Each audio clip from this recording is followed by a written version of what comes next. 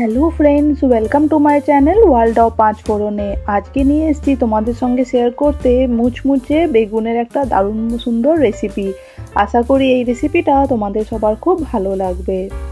এইটা ডাল ভাতের সঙ্গে গরম গরম খেতে দুর্দান্ত লাগে। খুবই কম তেল মশলায় দুর্দান্ত মুচমুচে বেগুন ভাজার রেসিপি।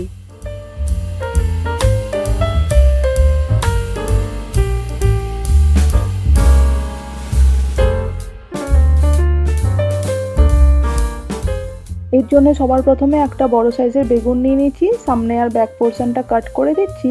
তারপরে একটু মোটা মোটা গোল গোল রিং করে আমাদেরকে বেগুনটাকে কাট করে নিতে হবে।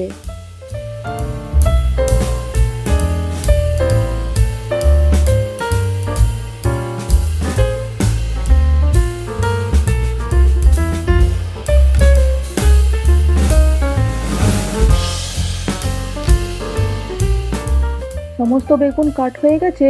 এরপরে আমি একটু করে ছুরির সাহায্যে এরকম করে লম্বা লম্বা করে চিড়ে দিচ্ছি, যাতে ভেতরে ভালো করে নুন মশলাগুলো ঢোকে এবং বেগুনটা বেশি ভালো খেতে হয়, টেস্টি হয়। সমস্ত বেগুন ভালো করে কাট করে ধুয়ে পরিষ্কার করে রাখা আছে। এরপরে একটা বড় পাত্রের মধ্যে সবকটা বেগুন আমি ট্রান্সফার করে দিচ্ছি। দিয়ে এবার এটাকে ম্যারিনেট করতে হবে আমাদেরকে 5 থেকে 10 মিনিটের জন্যে। পরিমাণ মতো নুন, আমি এখানে 1 চামচ মতন ভর্তি করে নুন দিচ্ছি। এখানে একটু হলুদ গুঁড়ো লাগবে, আমি 1/4 একটু বেশি হলুদ গুঁড়ো দিয়েছি।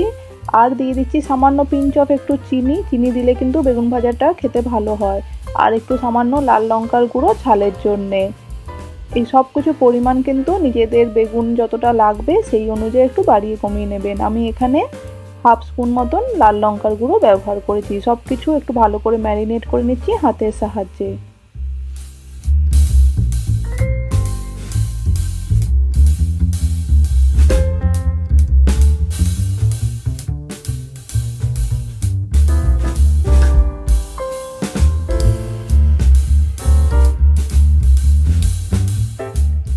এরপরে দিয়ে দিতে হবে আমাদের এখানে 2 চামচ বেসন আর 1 চামচ চালের গুঁড়ো। একটু সামান্য হাতের মধ্যে জল দিয়ে ভালো করে সব কিছু মিক্স করে নেবো বেগুনের সঙ্গে। বেসন আর চালের গুঁড়ো দিয়ে বানালে খুব সুন্দর একটা ক্রিস্পিনেস আসে, আর বেসনটা দিলে বেশ ভালো একটা কোটিং চলে আসে মশলাগুলোর। বন্ধুরা, একটু সামান্যই জল দিতে হবে, জলটা যেন বেশি না হয়, একদম যেন বেগুনের গায়ে সমস্ত মশলা কোট হয়ে যায় ভালোভাবে, সেই রকমভাবেই জল দিয়ে একটুখানি মাখিয়ে নিচ্ছি।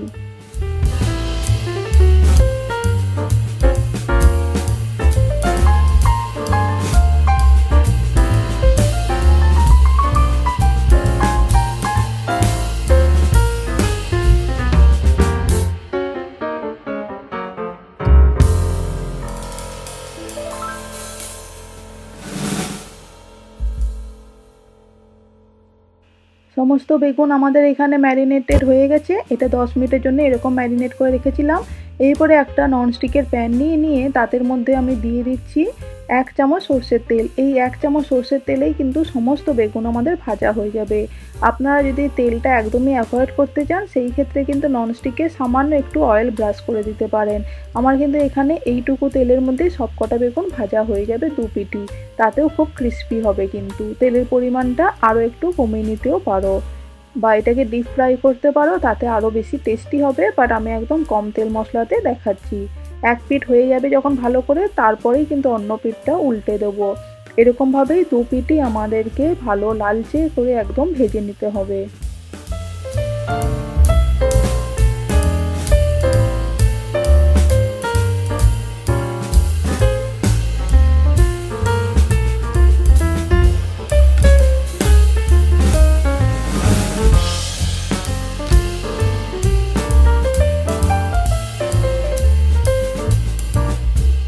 দু পিঠি খুব সুন্দর লালচে করে ভাজা হয়ে গেছে বেগুনগুলো। দেখুন, এখনও কিন্তু অনেকটা তেল বাকি আছে। আমাদের কিন্তু এই তেলটা দরকার নেই। যেটুকু এক্সট্রা তেল আছে সেইটা রেখে দেবো। আর বেগুনের গায়ে যেটুকু কোটিংয়ে একটু তেল লেগে আছে সেইটা একটা টিস্যু পেপারের মধ্যে বেগুনগুলোকে আমি বার করে রাখছি, যাতে এক্সট্রা টিস্যু পেপারে তেলটা সমস্ত বেরিয়ে যায়। এরকমভাবে একবার করলে অল্প তেলেই কিন্তু বেগুন ভাজা ক্রিস্পি হয়ে যাবে। গরম গরম বেগুন ভাজা completely ready to B serve. এটাকে এনজয় করুন গরম গরম ডাল ভাতের সঙ্গে। শীতের দুপুরে বা রাত্রেবেলায় দারুণ লাগে বেগুনের এই রেসিপিটা। তাহলে অবশ্যই বাড়িতে ট্রাই করে দেখবে এবং আমাকে কমেন্ট করে জানাবে আজকের রেসিপিটা কেমন লাগলো। এতক্ষণ পাশে থাকার জন্য অনেক ধন্যবাদ। এইভাবে পাশে থাকবে, সবাই সাপোর্ট করবে। আর যেতে যেতে একটা রিকোয়েস্ট করছি, যদি চ্যানেলটা সাবস্ক্রাইব না করা থাকে প্লিজ সাবস্ক্রাইব করে পাশে থাকা বেল আইকনটা প্রেস করে দেবে। এইরকমভাবে সাপোর্ট করবে।